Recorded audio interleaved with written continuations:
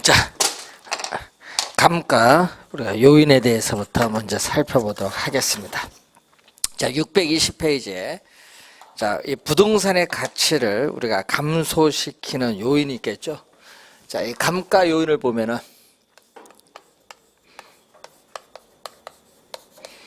자, 이 감가 요인은 이 내부적 이 대상 물건 자체 내부에서 발생하는 감가 요인인데, 이 감가 요인은 이 복합 개념 중에서 이 기술적 측면에서 바라보는 감가가 돼요. 자, 내부적 감가가 있고 또 대상 물건 자체가 아닌 바깥 또 외부에서 발생하는 감가 요인이 있습니다. 자, 이렇게 감가 요인은 크게 둘로 나누는데, 이 내부적 감가 요인은 이 물리적 감가 요인, 자, 물리적 감가 요인 그리고 기능적 감가 요인 둘로 나눠 볼 수 있어요. 자, 이 물리적 감가 요인은 이 물리적 상태, 이 물리적 상태의 변화로 인한 부동산 가치의 손실을 말합니다. 예를 들어서 이런 풍우, 비바람, 이 풍우에 의해서 자연적인 그러한 작용에서 노후화가 진행된다든지, 또 부동산 사용되면 소모가 돼요. 건물 같은 거, 그 사용에 따르는 소모나 마멸, 또 화재로 인한 전소, 또 자연재해, 지진이나 홍수로 인해서 건축물이 일부 파괴되거나 손상을 입는 경우가 있죠. 자, 그런 경우를 우리가 물리적 감가 요인이라고 합니다. 자, 그럼 물리적 감가 요인은 우리 저번 주에 배우셨던 이 변동의 원칙과 관련이 있다. 자, 물리적 감가 요인은 이 변동의 원칙과 관련이 있고, 이 기능적 감가 요인은 물리적 상태의 변화는 별도로 이 기능적 측면에서의 효용이 감소함에 따르는 부동산 가치 손실입니다. 기능적으로 효용이 줄어든다. 그래서 여기서는 뭐 형의 구식화, 시험에 많이 나오는 지문이 설계의 불량, 설비 부족, 여기 좀 많이 나오고요. 능률이 저하된다든지 디자인 악화, 또 시험에 많이 나오는 건 부지와 건물이 적응하지 못하는 것. 자, 이런 게 기능적 감가인데, 이 기능적 감가는 내부 구성 요소 간의 결합에 있어서 균형의 위배에 대해서 나타나기 때문에 이 균형의 원칙과 또 관련이 있다는 것. 균형의 원칙과 관련이 있는 원인이고, 이 외부적 감가 요인은 대상 물건 자체와는 관계없이 외부적 요인에 의한 부동산 가치의 손실인데, 이 경제적 감가 요인이죠. 자, 경제적 감가 요인인데, 이 대상 부동산이 속한 지역을 인근 지역인데, 인근 지역에 쇠퇴하면 그 지역 내 부동산 가격도 하락합니다. 경제적 감가.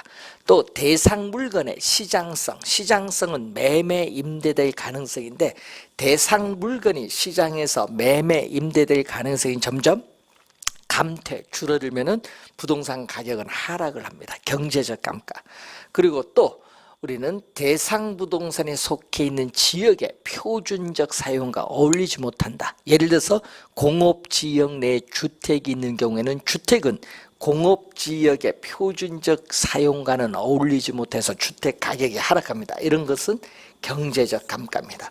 자, 이 경제적 감가는 외부 환경에 적합하지 못해서 발생하기 때문에 이 적합의 원칙과 우선 관련이 있는데, 시험 지문에는요, 요 두 가지가 좀 자주 출제를 한다는 거죠.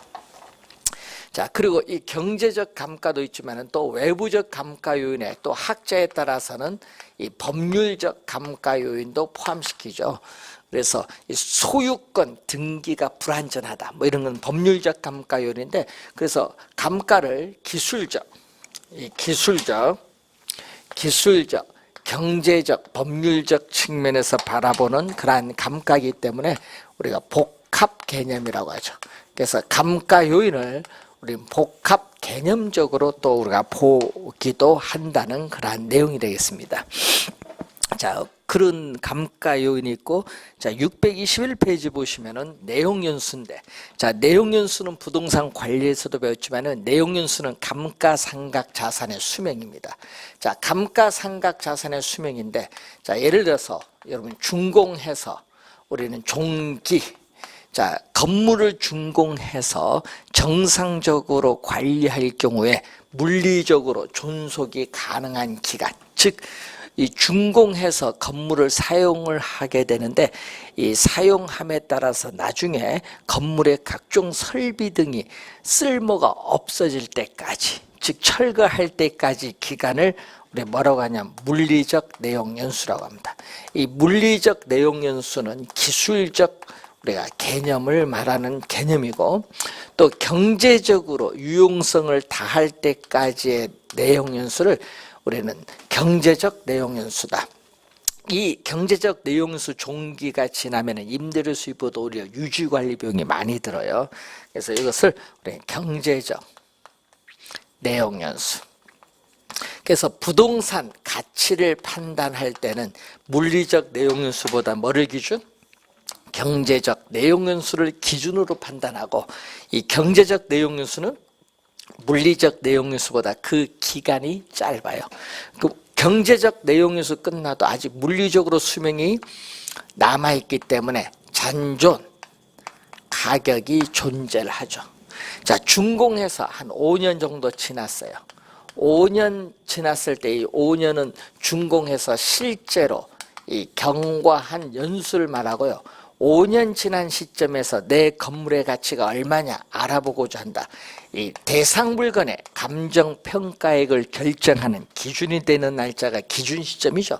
그럼 이 기준 시점에서부터 이 경제적 내용 연수가 끝날 때까지의 이 기간을 우리 뭐라고 하냐? 경제적 잔존 내용 연수, 줄여서 잔존, 남아있는 내용 연수라고 하죠. 잔존 내용 연수 또는 장래 보존 연수라고 하는데, 자, 우선은 이 흐름을 한번 여러분이 확인을 해 두시고, 부동산 평가에서는 경제적 내용 연수를 기준해서 잔존 내용 연수를 중시합니다.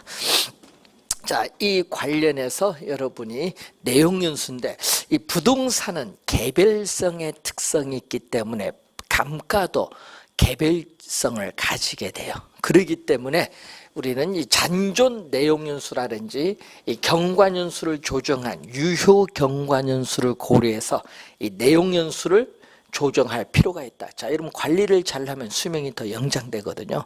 그래서 내용 연수를 우리는 또 조정할 필요성이 나타난다. 그 내용이 여러분이 교재에 우리가 621페이지에 맨 밑에 나타나는 거죠.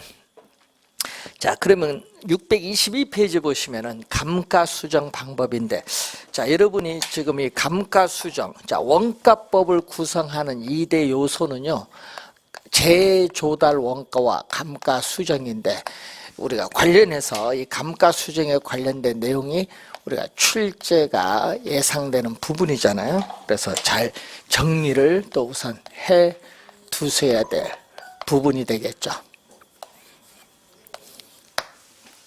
자, 우리 정리를 해둬야 될 상당히 중요한 부분입니다. 자, 그 중에서 이 감가 수정 방법을 보시면은, 자, 감가 수정 방법은 이 대상 물건으로부터 직접 구하는 방법을 직접법이고, 직접 구하지 못하면은 이 사례를 수집해서 구하는 간접법이 있는데, 간접법은 이제 뒤에서 배우시게 될 시장에서 사례를 수집해서 추출하는 방법이 있고, 또 감가가 발생하면 임대료의 손실을 가져줘. 이것을 우리는 환원율로 환원해서 구하는 임대료 손실 환원법이 있는데, 자, 간접법에는 2가지 정도 있다는 것만 알아두시면 되겠고, 시험에는 직접법을 잘 공부해 두셔야 되는데, 우선 이 직접법에는 이 경제적 내용 연수, 부동산 가치를 평가해서 판단할 때는 경제적 내용 연수를 기준으로 합니다. 그래서 이 경제적 내용 연수를 기준으로 한 정액법, 경제적 내용 연수를 기준으로 한 정액법, 그리고 율법, 이 상환기금법 중에서 대상 물건에 가장 적합한 방법을 적용을 해야 됩니다. 자, 건물, 구축물 등의 평가에서는 정액법을 적용하고 기계, 기구 등의 동산에서는 정률법, 광산 등에서는 예를 들어서 상환, 기금법을 적용합니다. 자, 그리고 또 관찰, 또 감가법이 있어요. 그리고 또 분해법이 있습니다. 분해법. 자, 분해법을 우리가 또 내구성, 분해 방식이라고 하는데 분해법이 있습니다. 자, 우선은 자, 요 감가수정 방법 우선 큰 흐름 보는데, 자, 10회 시험이나 15회 시험 이렇게 출제되겠죠. 감가수정 방법이 아닌가. 정액법, 정률법, 상환기금법, 관찰감가법, 그리고 잔여법 이렇게 주어졌어요. 잔여법은 여기 없죠. 잔여법이 정답. 그래서 10회, 15회는 잔여법이 두 번 다 지문에 나왔어요. 그래서 여러분이 항상 이 기본적인 어디 소속되어 있느냐 이것을 잘 알아둬야 되는데, 자, 정액법에 대한 내용을 한번 볼까요? 자, 정액법은 대상 물건의 가치가 매년 일정한 비율로 감가됩니다. 정액, 대상 물건의 가치가 매년 일정한 금액씩 감가된다는 전제하에 구하는 방법입니다.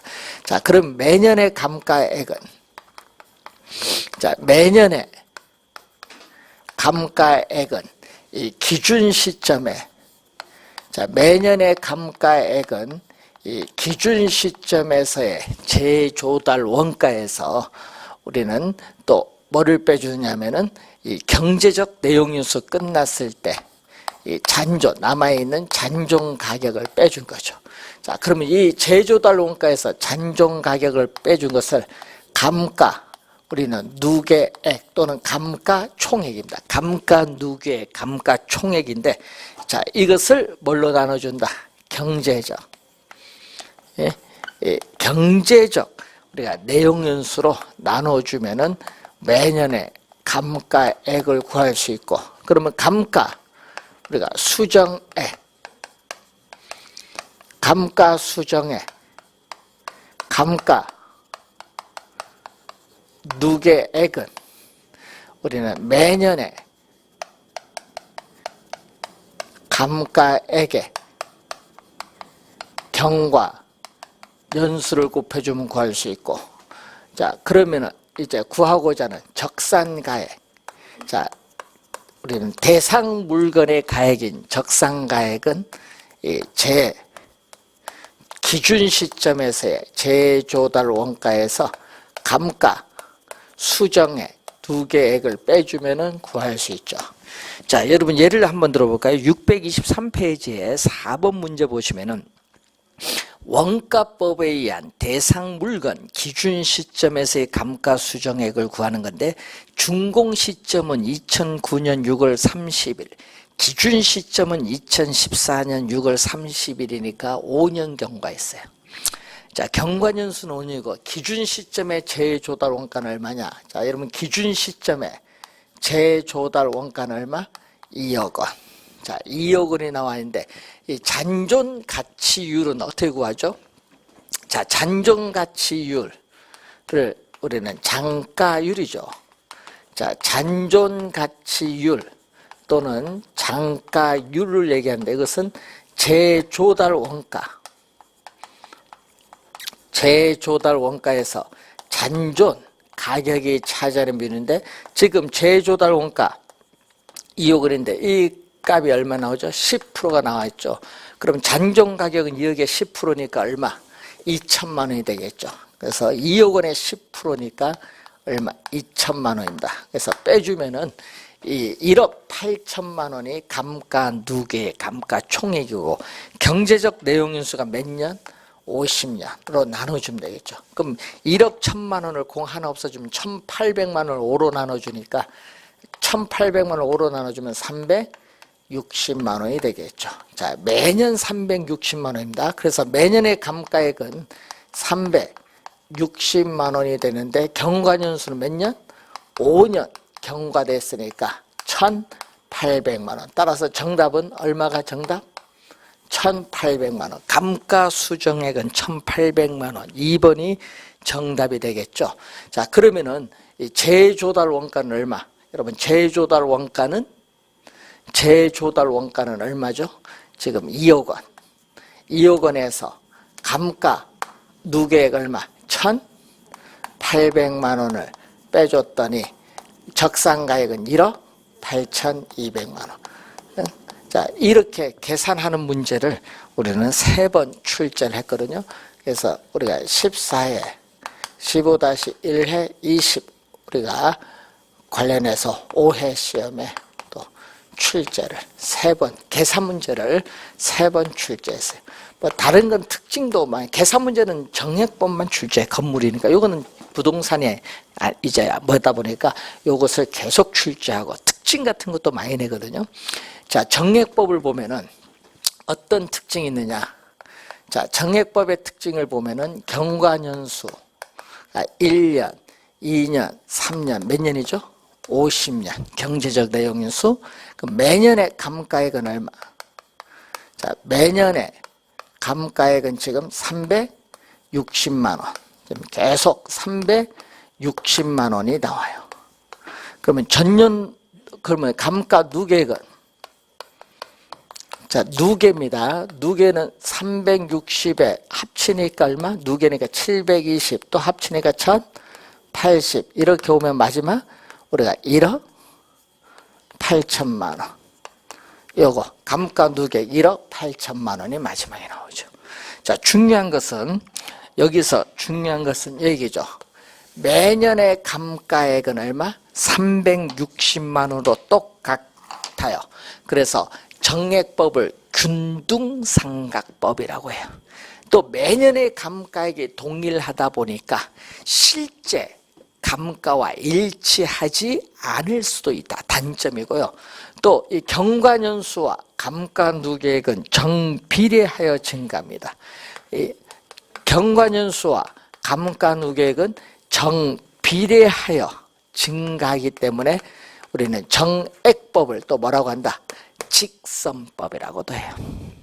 자, 중요한 특징을 가지고 있죠. 계산이 간편하다는 장점을 가지고 있습니다. 자, 정률법은 뭐죠?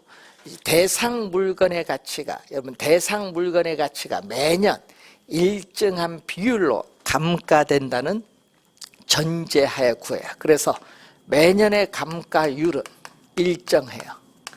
자, 매년의 감가율은 정률로서 일정해요.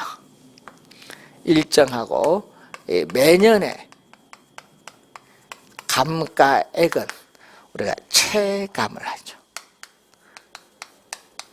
자, 매년의 감가액은 체감하기 때문에 정률법을 체감 상각법이라고 해요. 자, 그러면 왜 그렇게 되냐 한번 볼까요?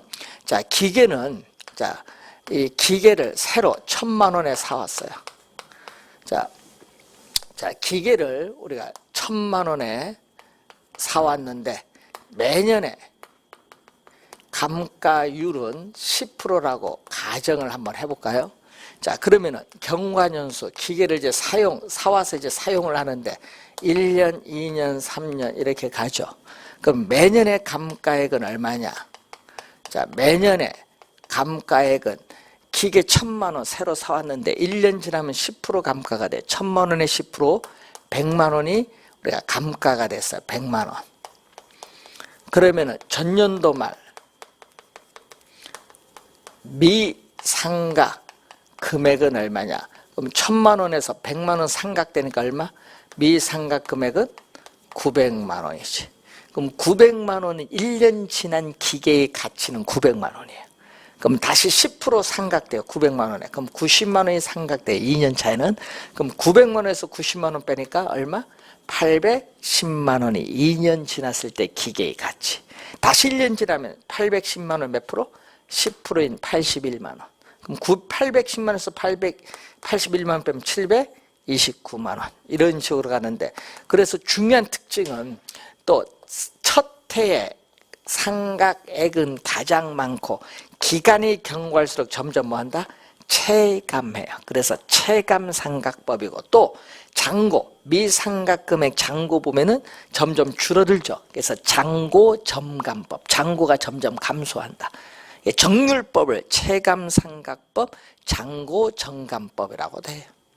자, 그래서 기계 능률이 높은 초기에 삼각액을 많이 하기 때문에 투자한 자본을 안전하게 회수할 수 있다. 장점이고요. 또 매년의 감가액이 다르기 때문에 표준 감가액 구하기가 어렵다는 것은 단점. 정률법 개념 특징 정도 확인하면 돼. 계산 문제는 안 내거든요. 계산 문제는 어디? 정액법이지 뭐. 그래서 요 비교하는 거 가끔 잘 내거든요. 좀 특징 같은 게 잘 나와요, 지문에. 자, 상환기금법은 개념이 우리가 2번 출제했죠. 13회 시험, 23회 시험. 자, 여러분 광산수명, 우리가 광산수명이 얼마다? 100년이다. 그러면 매년 회수되는 감가액을 국공채와 같은 안전한 자산에 투자 운용하면 뭐가 발생하죠? 복리이자가 발생해요. 그래서 광산의 수명이 다 됐을 때 국공채에 투자한, 여러분 광산 수명이 다 됐을 때 국공채에 투자한 뭐죠? 원금과 복리 계산에 따른 이자, 원리금 총 합계와 국공채에 투자한 원금과 복리 계산 이자 총 합계와 광산 수명 다 됐을 때 매년 회수되는 감가액을 다 대해준 뭐죠? 감가 누계액을 뭔다? 서로 같게끔 매년 일정한 금액을 상각하는 방법을 뭐라고 한다? 상환기금법. 그럼 이렇게 나오거든요. 매년 일정한 금액을 상각하니까, 자, 매년에 감가액을 보면은 내용연수는 감가상각 자산의 수명인데, 자, 이렇게 매년 일정한 금액을 상각하는 것은 정액법. 또 상환기금법도 서로 같게끔 또 매년 일정한 금액을 상각하는 방법도 상환기금법인데, 요 차이가 있거든요. 요 차이가 이자야. 상환기금법은 매년 회수되는 감가액을 국공채에 투자한 복리 계산에 따른 이자가 있잖아요. 이자 차이만큼 이렇게 있어요. 그리고 이렇게 내려오는 것은, 자, 이런 형태로 내려오는 것은, 이것은 정률법. 그러면 초기에는 첫 해는 정률법이 매년의 감가액이 가장 많고, 두 번째는 정액법, 가장 적은 거 뭐죠? 상환기금법을 우리는 알 수가 있습니다. 자, 개념을 우선 2번 출제를 했어요. 개념. 상환기금법은 개념만 좀 알아두시면 되겠고, 자, 624페이지 관찰감가법. 이것은 감정평가사가 평가 대상 물건을 직접 관찰해요. 그래서 감가 요인과 감가액에 반영하는 방법인데, 장점은 감정평가사가 직접 관찰하는데 이 개별적인 상태를 세밀하게 관찰하여 반영할 수 있는 장점이 있어요. 단점은 평가사의 능력에 좌우되다 보니까 주관적, 객관적이 아닙니다. 주관적이라는 단점이 있고, 또 외부에서 관찰하기 어려운 기술적 측면의 하자는 놓치기 쉬운 단점이 있어요.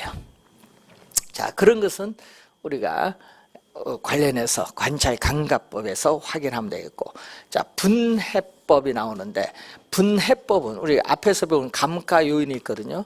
이 내부적 감가, 우리는 감가를 내부적 감가와 외부적 감가로 나누죠. 자, 내부적 감가는 다시 물리적 감가와 기능적 감가로 나누는데, 또 이걸 또 분해, 또 세분시켜요. 자, 물리적 감가는, 자, 물리적 상태의 변화로 가치 손실오니까 수선을 합니다. 그러면 수리수선하는 비용과 수선 후에 부동산 가치 상승분을 비교했더니 부동산 가치 상승분이 더 큽니다. 그럼 비용을 투입해서 수선을 해야겠죠. 비용을 투입해서 수선하는 것을 우리는 치유 가능한 감가. 치유 가능한 감가. 그런데 우리는 또 뭐가 된다? 우리는 수리 후에 가치 상승분보다 수리 비용이 많이 들면 수리를 하지 않고 어떻게 돼? 철거할 때까지 그대로 이용을 해버려. 그건 치유가 뭐죠? 불가능한 감가로 이렇게 나눠요. 또 기능적 상태의 기능적으로 효용이 감소함에 따르는 가치 손실인데, 이때는 개량 비용과 개량 후의 가치 상승분을 비교했는데, 개량 후에 가치 상승분이 크면 비용을 투입해서 개량을 하죠. 그래서 치유 가능한 감가고, 개량 후에 가치 상승분보다 개량 비용이 많이 들면은 어떻게 돼요? 비용을 투입을 해서 개량을 하지 않습니다. 치유 불가능 감가. 자, 그리고 외부적 감가, 대상 물건 자체와는 관계없이 외부적 요인에서 발생하는 이 감가가 바로 경제적 감가인데, 이 경제적 감가는 외부에서 발생하는 감가이기 때문에 이 치유 자체가 불가능한 감가다. 이 치유 자체가 불가능한 감가가 바로 경제적 감가. 그럼 각각에서 이렇게 감가액을 다 구합니다. 감가액을 이렇게 다 구해서 이걸 더해줘서 감가 누계액을 구하는 방법을 분해법이라는 용어를 사용해요. 분해법 개념입니다. 자, 그런데 문제는 이 경제적 내용 연수는 이론적 측면에서 구한 감가고, 이 관찰감가법과 분해법은 실제 발생한 감가이기 때문에 이 두 가지를 병용하면은 좀 더 정확하게 감가 누계를 구할 수 있죠. 정액법, 관찰감가법 이런 식으로 병용을 하면 되겠다, 이런 내용이 되겠습니다. 자, 이렇게 해서 감가 수정 방법인데, 자, 여기서 원래 출제가 예상되는 부분이거든요. 이 감가 수정에서 잘 한번 확인을 해 두시기 바라고, 626페이지 보시면은 적산법. 자, 원가 방식에서 임대료를 구하는 방법이죠.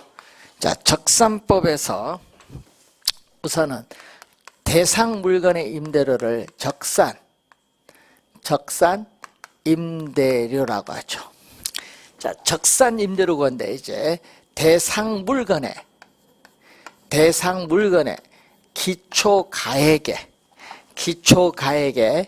기대 이율을 곱하여 산정한 이 기대 수익에 대상 물건을 계속 임대하는 데 필요한 경비를 더하여 대상 물건의 임대료를 산정하는 감정평가 방법을 뭐라고 한다? 우리는 적산법이다. 자, 요 수식은 상당히 중요한 수식이죠. 그래서 잘 알아두셔야 될 수식인데, 자, 임대료 구하는 계산 문제는 13회 시험에 한번 출제했고요. 또 작년엔 요거 출제했죠. 요 기대이율, 요 네모 안에 들어갈 말 무엇입니까? 기대이율 16회 시험과 또 작년 27회 시험에 또 출제했어요. 요 안 네모 안에 들어갈 말 뭐냐? 자, 그리고 이번은 요 안에 들어갈 말 뭐냐? 이게 사정 보정이 아니다는 얘기죠. 사정, 보정 등으로 또 24회 시험에 출제했는데 사정, 보정 등이 아니라는 거. 말을 막 바꿔서 들어가거든요. 자, 그래서 이 개념들을 우린 출제를 많이 합니다. 적산법. 자, 우선은 적산법에 있어서 개념인데, 그러면 기초가액, 기대율 요 세 가지를 알면은 임대료를 구할 수 있는데, 이 기초가액이라는 것은 이 적산 임대료를 구하기 위한 우리가 기초가 되는 가액입니다. 그래서 임대료의 기준 시점, 자, 임대료의 이 기준 시점에서 대상 물건이 갖는, 평가 대상 물건이 갖는 원본 가액이 기초 가액이다. 자, 그러면은 임대료의 기준 시점에서 대상 물건이 갖는 원본 가액이 기초 가액인데 임대료의 기준 시점은 임대료 산정 구하는 기간이죠. 임대료 산정 기간의 초일을 말해요. 임대료 구하는 기간의 초일을 기준 시점이다. 자, 그러면은 우리가 임대차 계약을 맺거든요. 그럼 임대차 계약에 있어서의 계약 내용이라든지 또는 계약 조건이 있겠죠. 자, 임대차 계약을 할 때 계약 내용이나 조건에 따라서는 평가 대상 물건을 최유효 이용 못할 수도 있어요. 뭐가 발생할 수 있냐? 계약상에 뭐가 발생한다? 감가가 나타날 수도 있어요. 그래서 이러한 계약상의 감가를 고려한 가액이 기초가액입니다. 즉 임대차 계약 내용에 알맞은 사용을 전제로 한 가격이 기초가액이라는 내용이고, 자, 그러면 기대 이율은, 자, 기대 이율은 임대차 물건을 취득을 하는데 우리가 투하된 자본, 이 투자 금액이죠. 이 투자 금액이 부동산 가격이겠죠. 자, 임대차 물건을 취득하는데 10억을 투자했는데 그 임대용 건물로부터 1년 동안 임대 수익이 1억이 발생했다. 10억에 1억이면 10%네요. 그래서 임대차 기간 동안에 적용되는 단기적인 이율의 개념이면서 감가 상각 후 소득세 납부하기 전 순수익에 대응하는 이율의 개념이 기대 이율의 개념입니다. 자, 그래서 요 두 개를 곱해주면 기대 수익이 나오고, 자, 대상 물건을 계속 임대하는 데 필요한 경비가 나오죠.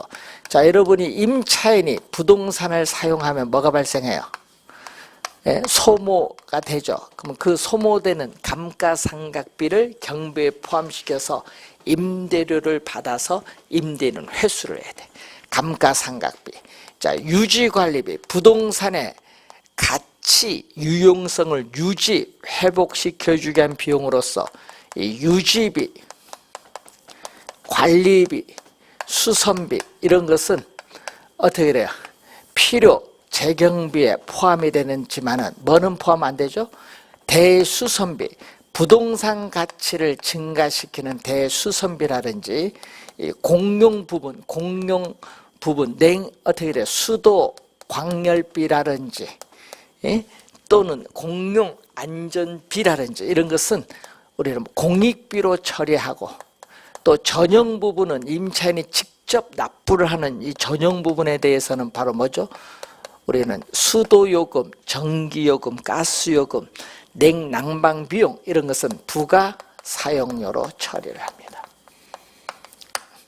이건 치료재경비에 포함이 안 돼요. 자, 그리고 공조, 공가, 조세, 공간대, 대상 부동산에 직접 귀속되는 것을 대상으로 하죠. 대상 부동산에 직접 귀속되는 것을 대상으로 하는 우리 재산세라든지 도시 계획사라든지 또 하수도 우리가 설치에 따르는 수익자 부담금 이런 걸 포함되지만 임대인의 영업 결과 발생하는 소득에 부과되는 소득세나 법인세는 포함되지 않고, 또 부동산을 취득하는데 취득세도 포함되지 않습니다. 자, 그리고 손해보험료. 자, 건물의 화재 보험료와 같은 이 소멸성 보험료는 포함이 되죠. 자, 소멸성 보험료는 포함이 돼요. 그렇지만 만기 환급을 받게 되는 비소멸성 보험료는 필요 경비 속에 포함되지 않습니다. 자, 임차인이 임대료를 지불하지 못할 경우를 대비해서 임대료의 일부를 대손 충당금으로 준비를 하죠. 그래서 대손, 결손, 중비금이 있는데 만약 보증금이 있는 경우는 대손 충당금을 준비할 필요가 없다. 왜? 보증금에서 공제하면 되니까. 자, 또 임대차 계약이 끝나면은 또 새로운 임차인을 구할 때까지 빌 수도 있거든요. 공실. 공실에도 손해를 보니까 공실 등에 따르는 손실 일정한 금액도 포함시켜주고, 또 1년 이내에 있어서의 정상적인 운전 자금에 대한 이자는 포함이 되지만은 뭐는 안 되냐? 1년 이상은 안 되죠. 1년 이상의 건설 자금 이자와 같은 장기 차입금의 이자, 건설 자금 이자죠. 이런 건 포함이 안 돼요. 그래서 필요한 경비에 포함되는 부분, 안 되는 부분인데 어떻게 보면 되죠? 그래, 감, 유, 공손, 대, 공정.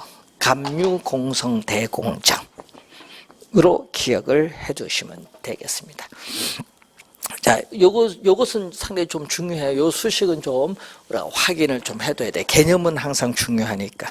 자, 이렇게 해서 여러분이 원가 방식에 대한 설명을 마치고, 자, 여러분 교재 629페이지의 비교 방식은 잠시 쉬고 설명하겠습니다.